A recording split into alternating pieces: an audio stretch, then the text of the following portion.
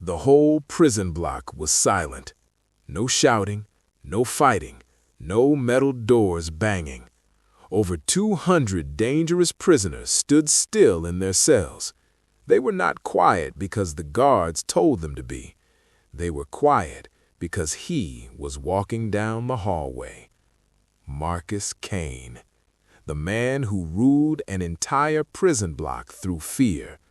His footsteps echoed on the concrete floor. Clack, clack, clack. Every inmate watched through the bars. Some stepped back, some lowered their eyes, some whispered prayers. A 6'4" giant with scars on his face and cold eyes, Marcus walked like a king. 2 guards followed behind him, but everyone knew they were not in control. He was. Then, suddenly, a new inmate screamed from cell 42. "I don't care who you are. You don't scare me." The entire block froze. Marcus stopped walking. Slowly, he turned his head. The guards whispered, "Oh no." Marcus walked toward the voice. The prisoner in cell 42 was shaking now. "I said, I'm not scared," he tried again. Marcus stepped right up to the bars. The whole block held its breath. Marcus smiled. And then he said quietly, "You will be." The lights flickered. A guard shouted, "Lockdown!" And at that moment, something happened that would change the prison forever. Let's go back to the beginning. Before Marcus Kane ruled cell block D, before men feared saying his name, before guards avoided his eyes, before the prison belonged to him. Marcus Kane grew up in Detroit. His neighborhood was rough, sirens every night, broken windows, gangs on every corner. Marcus learned early that fear was power. At school, he fought bigger boys and won. On the streets, he ran with older men. By 16, he carried a gun. By 18, he had his first arrest. Robbery, assault, weapons charges. But Marcus never talked, never begged, never cried. The police called him the Stone Face because he showed no emotion. At 25, Marcus led a crime crew that robbed armored trucks. They were fast, they were smart, they were violent. One night, everything went wrong. A security guard tried to stop them. Marcus didn't hesitate. The gun fired. The guard fell. Marcus ran, but he didn't get far. The next morning, the news called him a monster. The court called him dangerous. The judge gave him life in prison. No parole, no freedom. Marcus Kane was sent to Black Ridge Prison, one of the toughest prisons in America. Black Ridge was built for monsters. High walls, electric fences, gun towers, concrete everywhere. Inside were murderers, gang leaders, and killers from all over the country. Black Ridge Cell Block D was the worst of them all. That's where they sent Marcus. The moment he stepped inside, the other inmates studied him. Big men, hard eyes, tattooed faces. They were waiting for him to break. But Marcus didn't break. He walked into his cell, set his things down, sat on his bed, and stared at the door. That first night, 3 inmates came for him. They wanted to test him. The cell door opened. 3 shadows stepped inside. "New guy, you're in the wrong place." Marcus stood up. He didn't speak.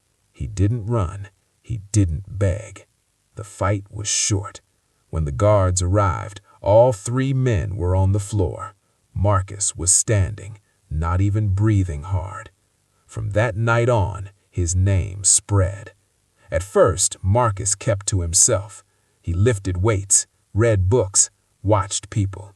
He learned who ran what, who sold food, who sold phones, who controlled the guards.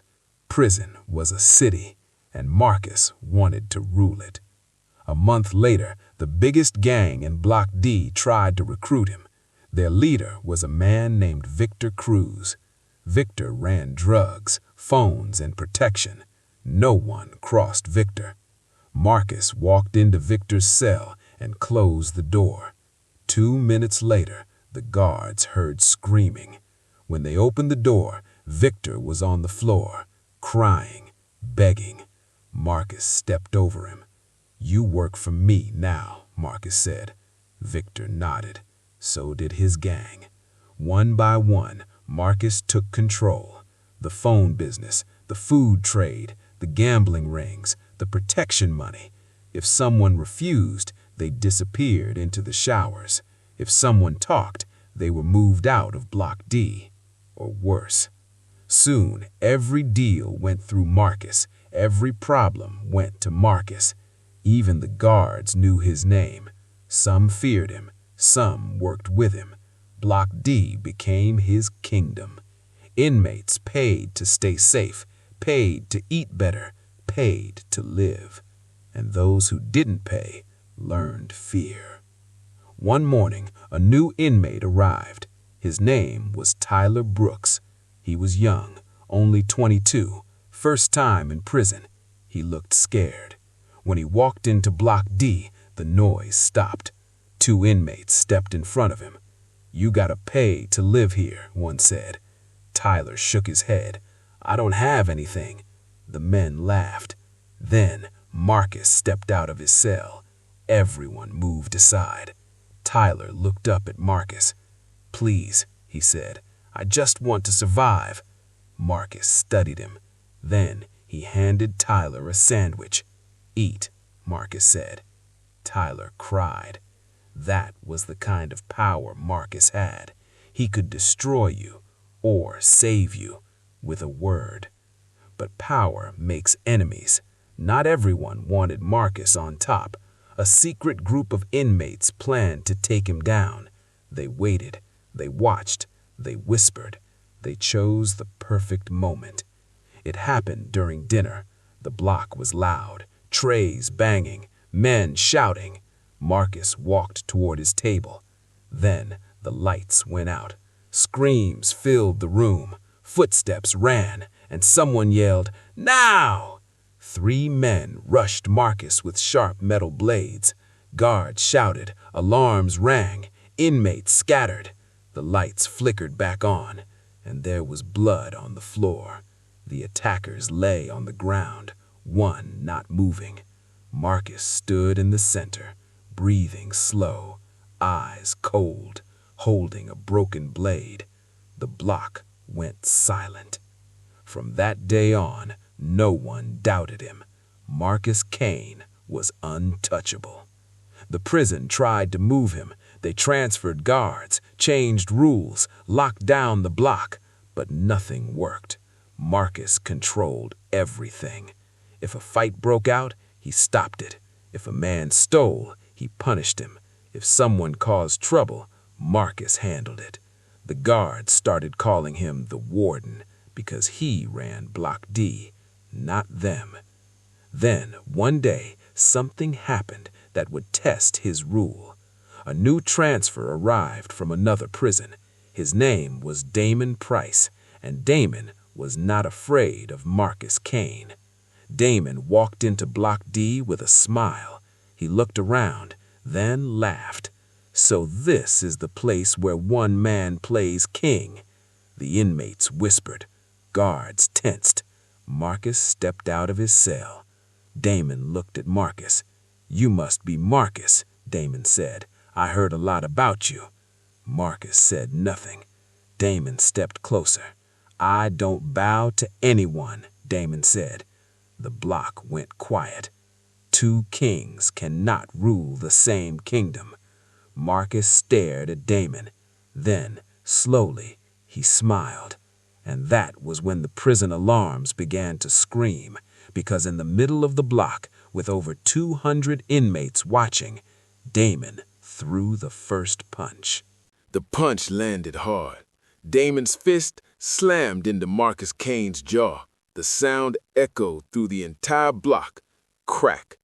Inmates gasped. Guards shouted. Someone screamed, "Fight!" Marcus took one step back. Blood ran from his lip. The whole prison held its breath. No one had ever hit Marcus Kane and stayed standing. Marcus wiped the blood from his mouth, slowly, calmly. Then he smiled. "You shouldn't have done that," he said. Damon laughed. "You're not special. You're just another man in a cage." Then Marcus moved. He hit Damon in the stomach, once, twice. Damon dropped to his knees. Marcus grabbed his head and slammed it into the wall. The guards rushed forward. "Stop! Get down!" Marcus stepped away. Damon collapsed on the floor, not moving. The block was silent again. Every inmate stared at Marcus. Every guard stared at Marcus. He had just beaten the only man who dared challenge him. They dragged Damon away on a stretcher. Blood trailed behind him. Marcus turned and walked back to his cell. No one followed. No one spoke. His rule was stronger than ever. But Damon Price was not finished. 2 days later, he woke up in the prison hospital. His jaw was broken. His ribs were cracked, but his eyes were burning with hate. "I want Kane," he told the guard. "Put me back in Block D." The guard laughed. "You're lucky to be alive." Damon clenched his fists. "You think he's a king. I'll show you what a real ruler looks like." The prison moved Damon anyway. They thought keeping enemies close was safer. They were wrong. Back in Block D, Marcus heard the news. Damon was coming back. Victor Cruz walked into Marcus's cell. "That guy's crazy," Victor said. "He won't stop." Marcus sat on his bed. "He doesn't need to stop. He just needs to learn." Victor swallowed. "What if he brings trouble?" Marcus looked up. "Then I become the trouble."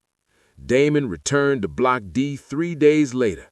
His face was bruised. His jaw was wired, but he was smiling. The moment he stepped inside, he shouted, "I'm back!" The block went quiet. Marcus stepped out. Damon pointed at him. "This ain't over." Marcus walked closer. "Now you're in my house. You follow my rules." Damon laughed. "I don't follow anyone." Marcus leaned in. "Then you won't last." For a while, nothing happened. Damon kept his distance. He watched. He listened. He learned. He made friends, dangerous friends, men who hated Marcus, men who lost power because of him, men who wanted him gone. At night, they met in the showers. They whispered. They planned. They waited. Then the food poisoning started. 3 inmates got sick, then 6, then 12. The prison kitchen was shut down. The guards panicked. Marcus called Victor. "Find out who's doing this," Marcus said. Victor nodded. 2 days later, Victor came back shaking. "It's Damon. He's trying to turn the block against you." Marcus stood up. "Bring him to me." Damon was eating in the corner when they grabbed him. 2 men held his arms. They dragged him into the laundry room. Marcus was waiting. "You're poisoning my people," Damon said. "I'm freeing them." Marcus punched him. Damon laughed. Marcus hit him again. Damon spat blood. "You're afraid. You know your time is ending." Marcus grabbed him by the shirt. "My time ends when I say it does." Damon leaned forward. "You can't kill me. The guards are watching." Marcus smiled. "Who said anything about killing?" He nodded. The men dragged Damon into a washing machine room. The door slammed shut. The machines turned on. The water roared. The screams echoed, then stopped. Damon didn't show up for dinner, or count, or lights out. The guards searched. They found blood. They found torn clothes, but they didn't find Damon. The block whispered. Some said he was dead. Some said he escaped. Some said Marcus buried him under the yard. Marcus said nothing. He didn't need to. Fear did the talking for him. A week later, the warden called Marcus to his office. He didn't come often. The guards locked the door behind him. The warden leaned forward. "You're running my prison." Marcus smiled. "I keep the peace." The warden shook his head. "You rule through fear." Marcus stood up. "And it works." The warden stared at him. "You think you're untouchable." Marcus leaned closer. "I am." The warden sat back. "We'll see." That night, the guards searched every cell. They took phones. They took weapons. They took drugs. They took money. They put the block on lockdown. The inmates were angry. The food was cold. The lights stayed on all night. People shouted Marcus's name. They wanted him to fix it. But Marcus did nothing. He waited. Then, at midnight, the power went out. The doors unlocked. Alarms failed, and the screams started. Men ran through the halls. Fights broke out. Fire alarms rang. Smoke filled the air. And in the chaos, a figure appeared in the darkness. Tall, bleeding, broken jaw, wild eyes. Damon Price was back, and he was heading straight for Marcus Kane. The prison was on fire. Not real fire, but chaos. The power was out. The doors were unlocked. The alarms screamed and then died. Men ran through the halls like wild animals. Fights broke out everywhere. Shouts filled the air. Metal slammed against metal. Guards rushed in with flashlights and shields. Smoke filled the block from a trash fire someone had started. And in the middle of all that madness, Damon Price walked through the darkness. His face was swollen. His jaw was wired shut. His shirt was torn and covered in blood. But he was smiling. He held a sharpened metal blade in his hand, and he was walking straight toward Marcus Kane. Marcus stood in the middle of Block D, calm, still, watching everything. Victor ran up to him. "It's Damon," Victor said. "He's alive. He's coming for you." Marcus nodded. "I know." Victor swallowed. "He's got a weapon." Marcus rolled his shoulders. "So do I." Marcus stepped forward into the smoke. Men moved out of his way. Even in chaos, they respected fear. Then Damon appeared through the fog. The two men locked eyes. The noise around them faded. It was just them now. Two kings, one throne. Damon raised his blade. "Tonight you fall," he said. Marcus took a step closer. "You should have stayed gone." Damon charged. The blade flashed. Marcus blocked it with his arm. Blood spilled. Damon swung again. Marcus ducked and punched Damon in the ribs. Damon screamed but kept coming. They crashed into a table. Trays flew everywhere. Inmates formed a circle around them, chanting, shouting, betting. The guards were fighting fires and riots. No one came to stop them. Damon slashed Marcus across the chest. Marcus roared and slammed Damon into the wall. The blade dropped. Marcus grabbed Damon by the throat, lifted him, slammed him down. Damon gasped for air. Marcus raised his fist, and then a gunshot echoed through the block.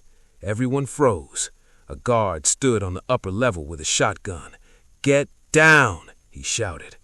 Damon rolled away. Marcus stepped back. The moment was gone. The guards rushed in, shields up, guns raised. They broke the circle. They dragged Damon away. They pushed Marcus into his cell. The doors slammed shut. The riot ended, but the war had just begun. Damon was thrown into solitary, a dark room, no windows, no noise, no people, just walls. He laughed inside the darkness. They thought they won. They were wrong. Marcus sat on his bed. His arm was wrapped, his chest burned. Victor stood at the door. "That was close," Victor said. Marcus nodded. "He's not done." Victor lowered his voice. "The guards are scared. The warden's furious. They're talking about moving you." Marcus smiled. "They can't move a king." The next day, the warden made his move. A new unit was sent in to Block D. Heavy armor, riot shields, attack dogs. They searched every cell. They took everything: phones, weapons, food, money. They beat men who resisted.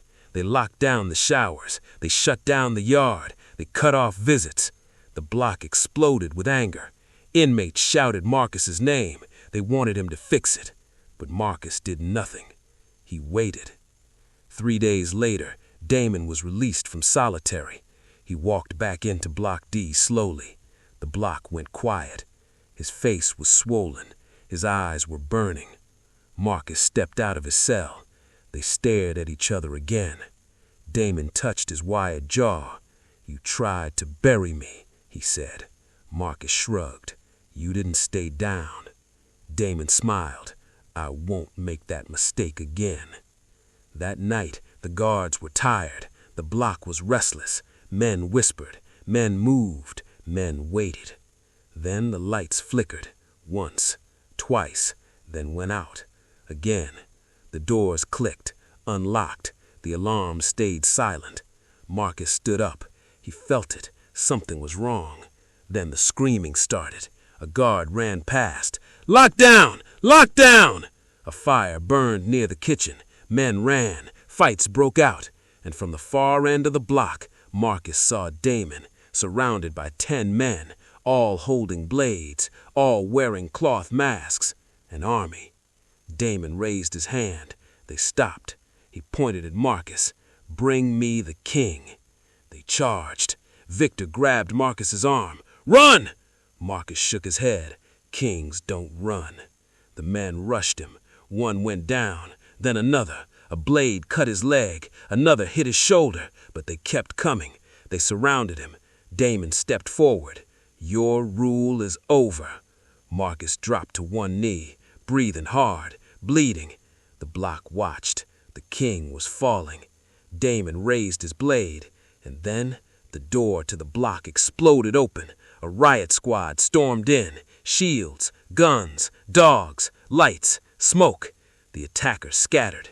Guards tackled men. Dogs barked. Damon tried to run, but a guard grabbed him.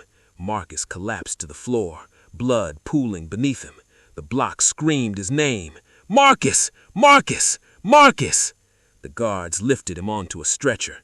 The king was down, and for the first time, Block D was leaderless. Marcus Kane lay on a hospital bed inside the prison medical wing. Machines beeped softly. A guard stood at the door. His chest was stitched, his leg was wrapped, his shoulder burned with pain. The king of Block D was broken, but he was still alive. A nurse leaned over him. "You're lucky," she said. "Another inch and you'd be dead." Marcus opened his eyes slowly.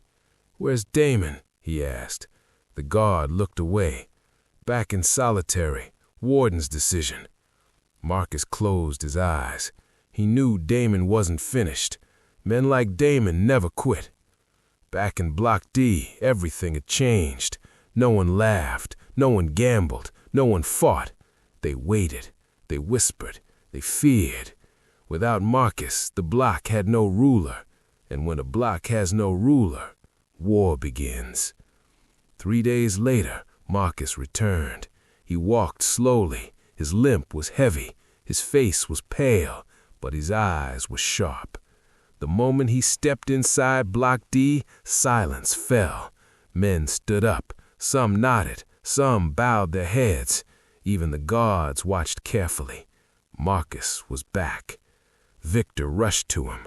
"They tried to take your spot," Victor said. "Fights everywhere. 2 men stabbed, 1 dead." Marcus clenched his jaw. "Who?" Victor whispered a name. "Damon's crew." Marcus turned. His eyes burned. That night, Marcus called a meeting. Every gang leader came, every strong man, every fighter. They gathered in the laundry room. No guards, no cameras, just fear. Marcus stood in the middle. "I built order," he said. "I kept this block alive. You break my rules, you die." No one spoke. Marcus looked around. "Damon wants my throne. He wants this block, and he'll burn it to get it." Victor stepped forward. "He's planning something big, real big." Marcus nodded. "Then we end it." The next morning, Damon was moved, not to solitary, not to another block, but to Block D. The warden wanted him to kill each other. Problem solved. Damon walked in smiling, his jaw healed, his body stronger, his eyes darker. Marcus met him face to face. "You look tired," Damon said. Marcus replied, "You look brave for a dead man." The block held its breath. Damon laughed. "Tonight." Marcus nodded. "Tonight." The yard opened that evening, first time in weeks. The sun was setting, the sky was red. Men filled the yard. Guards watched from towers, but they were far, too far. Damon walked to the basketball court. Marcus followed. 2 armies stood behind him, blades hidden, stones in socks, metal in hands. The yard became a battlefield. Damon raised his hands. "This block is mine now." Marcus stepped forward. "This block belongs to fear, and I am fear." Damon rushed. The yard exploded. Fists flew. Blades flashed. Men screamed. Blood hit the concrete. Guards blew whistles. Sirens screamed. But it was too late. Marcus and Damon crashed into each other. Punches, knees, headbutts. Damon stabbed Marcus in the side. Marcus slammed Damon to the ground. They rolled, fighting like animals. Marcus grabbed a rock, smashed Damon's hand. The blade dropped. Damon kicked Marcus's wound. Marcus roared, grabbed Damon's throat, squeezed. Damon gasped. His face turned red. The block froze. Everyone watched. Marcus stood up, pulled Damon with him, held him high. "This is what happens to kings who fall," and he slammed Damon's head into the concrete. Once, twice, 3 times. Damon stopped moving. Blood spread beneath him. Guards stormed in, guns raised, dogs barking. They dragged Marcus away. They checked Damon. A guard shook his head. Dead. Block D stood silent. The war was over. The throne was claimed. Marcus was thrown into isolation, but he smiled in the dark, because legends don't need blocks, they live in fear. Weeks later, a new prisoner arrived, young, scared, shaken. He asked another inmate, "Who runs this block?" The man whispered, "Marcus Kane, the man who ruled an entire prison block through fear." Smash the subscribe button, hit like if you're ready to go somewhere dark, and drop a comment if you think you can solve this before the detectives do. Because this story doesn't just ask questions, it dares you to answer them. Red and blue lights tore through the quiet Los Angeles hillside like open wounds. Patrol cars choked the narrow street, engines idling, radios hissing with clipped urgency. Inside the gated home, 2 bodies lay where a life of Hollywood privilege had ended in silence. By the time homicide arrived, the house already felt wrong. Too neat, too calm, as if the walls themselves were holding their breath. Rob Reiner, legendary filmmaker, his wife, Michelle, both discovered in their own home. No signs of forced entry, no obvious robbery, just a crime scene that refused to explain itself. Detective Elena Morales stood in the living room, eyes scanning family photos lining the shelves, smiling faces frozen in happier years. She had worked enough high-profile cases to know that fame didn't protect anyone. Sometimes it only sharpened the blade. Then came the detail that changed everything. Less than 12 hours earlier, Rob and Michelle had attended a private holiday party hosted by Conan O'Brien, a glittering gathering of comedians, writers, and industry insiders. Laughter, champagne, Christmas lights glowing against polished glass. The kind of night people remembered for all the right reasons, until witnesses started talking. Multiple guests described a heated argument between Rob and his adult son, Nick. Voices raised, faces flushed, the kind of confrontation that makes conversation stop mid-sentence. One guest would later say Nick's behavior shifted the energy of the entire room, that he seemed agitated, unpredictable, like something was clawing its way out of him. By midnight, Rob and Michelle left early. By morning, they were dead. Detectives moved fast. Phone records were pulled, security footage requested. Officers canvassed neighbors who reported nothing more than a quiet night and a darkened house. That silence became the loudest clue of all. Nick Reiner was located hours later. He was shaken, visibly distraught, insisting he hadn't seen his parents since the party. He acknowledged the argument, called it family stuff, blown out of proportion, but detectives had heard that line before, too many times. Morales reviewed the party timeline again. The argument wasn't just loud, it was emotional. Witnesses recalled Rob pointing, Nick pacing, Michelle stepping between them. A private family fracture, suddenly public, and now deadly. Inside the house, crime scene techs uncovered something that didn't belong. A faint smear on the hallway wall, partially cleaned. Not enough to scream violence, but enough to whisper it. In the master bedroom, a locked door stood out. No sign of forced entry, yet it had been sealed from the outside. When officers finally broke it open, the room revealed more than a place to sleep. On the nightstand sat a phone, screen shattered, notifications frozen mid-alert. The last message hadn't been sent. It read, "If he comes back tonight, we're not safe." And in that moment, the case stopped being about what happened inside the house. It became about what followed them home from the party. By sunrise, the case swallowed the city.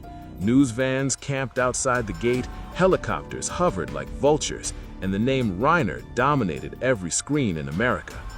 Inside the LAPD Homicide Division, the mood was different. Tight, controlled, and quietly panicked. This wasn't just another murder. This was a pressure cooker. Morales replayed the voicemail recovered from Rob's shattered phone. It had been left hours before their deaths, barely audible under the hum of a car engine. Rob's voice sounded strained, unfamiliar. He's not himself. Something's wrong. If this gets worse, we'll handle it tomorrow. Tomorrow never came. Nick Reiner's alibi unraveled faster than expected. He claimed he went straight home after the party, ordering food and staying in all night. But delivery records showed the order was placed, then canceled. Cell phone data put his phone near his parents' neighborhood just after 1:30 a.m., then offline for nearly 2 hours. When it came back online, it pinged miles away. Nick said his phone battery died. Morales didn't argue. She didn't have to. Investigators began piecing together what led to the argument at the party. Witnesses described Rob confronting Nick about money, large transfers made quietly over months. Not loans, not gifts, payments. When detectives subpoenaed bank records, they found something worse. The money wasn't going to rent or medical bills. It was disappearing into offshore accounts, shell companies, and cash withdrawals spaced too evenly to be random. Someone had been feeding an addiction or funding a secret. Friends close to the family spoke cautiously. They described Nick as brilliant but volatile, someone who oscillated between charm and isolation. Recently, he had been desperate, calling relatives late at night, asking for help, then lashing out when questioned. Rob, ever the fixer, had tried to keep it quiet, protect the family, protect the name. But protection can turn into pressure. Inside the Reiner home, forensic analysts uncovered signs of a struggle that had been deliberately minimized. Furniture nudged back into place, a vase cleaned but chipped at the base. In the kitchen trash, gloves, thin, disposable, stained with diluted blood. Whoever did this hadn't planned the murder, but they had planned the aftermath. Morales interviewed Nick again that afternoon. He looked hollow now, eyes ringed with exhaustion. He denied returning to the house, denied any threats, denied everything except the argument. Then Morales slid a photograph across the table, a security still from a neighbor's camera, grainy, dark, a figure in a hood standing at the Reiner gate at 1:47 a.m.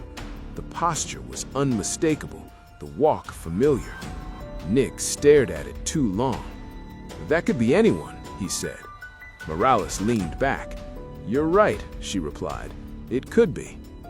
As the interview ended, an officer rushed in with new information. The offshore accounts tied to Nick had been emptied overnight, every dollar gone. The withdrawals had begun just minutes after Rob and Michelle were believed to have died. Someone wasn't just running from grief, they were running from consequences. And as night fell again over Los Angeles, Morales realized the most dangerous part of the case was no longer behind them. It was still moving. The arrest came just after midnight. Nick Reiner didn't run. When detectives arrived at the rental house overlooking the Pacific, he opened the door slowly, as if he'd been expecting them. No weapon was found on him, no blood, just a man who looked like he hadn't slept since the party, since the argument, since everything slipped out of control. The media called it immediate justice, a tragic story with a neat ending. Son argues with parents, son spirals, son arrested. Detective Morales wasn't convinced. Inside the interrogation room, Nick finally stopped denying the obvious truths. Yes, he was desperate. Yes, the money was real. Yes, he had gone back to his parents' house that night. But when Morales pressed him on the moment that mattered, the moment the house turned deadly, his story fractured in an unexpected way. "They were already gone," Nick said quietly. "I swear to you." According to him, he returned to apologize, to beg, to fix what had broken at the party. The front gate was unlocked. The house was dark. Inside, he found the silence first, then the bodies. Panic took over. He touched things he shouldn't have, cleaned what he thought might protect him. Then he left. Morales had heard lies dressed up as grief before, but this one didn't sit right. The autopsy results complicated everything. Time of death placed Rob and Michelle's murders earlier than investigators first believed, nearly an hour before Nick's phone pinged near the house. The wounds were precise, controlled, not the chaos of a family argument gone too far. Then came the final report. The gloves found in the kitchen trash didn't belong to Nick. The DNA was partial, degraded, but it didn't match him. It matched no one in the system. Behind the scenes, prosecutors hesitated. Publicly, they moved forward anyway. The pressure was immense. The story demanded a villain, and the world had already chosen one. Nick was charged. Cameras captured his blank stare as he was led away. The headline wrote itself. But Detective Morales kept digging. She uncovered a sealed civil dispute tied to Rob's finances, buried under layers of legal confidentiality. A failed investment, a partner with everything to lose, a partner who knew the house, the routines, the security code, a partner who was at the same party and left earlier than anyone noticed. When Morales brought the evidence forward, it stalled. Witnesses recanted, records vanished. The offshore accounts were traced not as motive, but as leverage, blackmail, a family already under siege before the first siren ever sounded. Nick's trial never reached a verdict. The charges were quietly dropped months later, citing insufficient evidence.